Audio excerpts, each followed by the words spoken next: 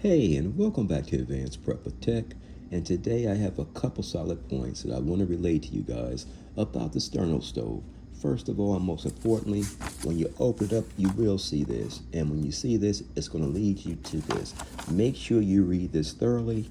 And if you have any more questions after that, call this number here and get with the good folks over there and see if you guys can get that hashed out. All right?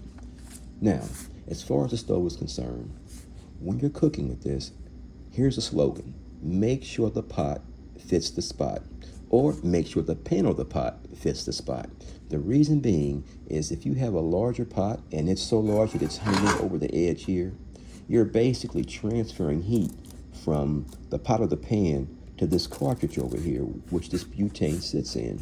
And when you do that, you're going to risk creating a flammable or combustible situation. So you want to make sure that you have a pan or a pot that fits the circumference of the area that's meant for you to cook on. Now, as far as the pan is concerned, well, this is probably going to be your max. As far as the pot, I'd say you don't want to go any larger than that. Make sure you give yourself a margin of safety on both ends, okay?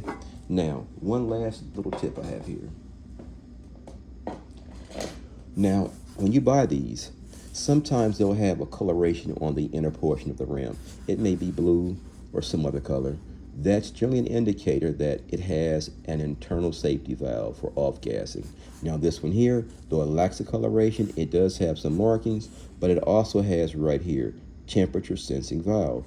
So that's just another added feature built along with the safety feature that's already in the stove. If the stove itself feels that it senses pressure building in the canister, it will disengage.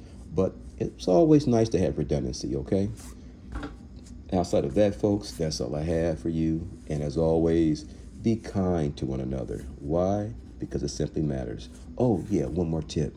If you're going to find one on the used market, there was a black one that was made some time ago. There was a recall, so those would be the ones that you do not want. Once again, the black stove, if it's older, you don't want that. All right, check that, do some research for yourselves. And once again, be kind to one another. I can't say it enough. Why? Because it matters. Take care.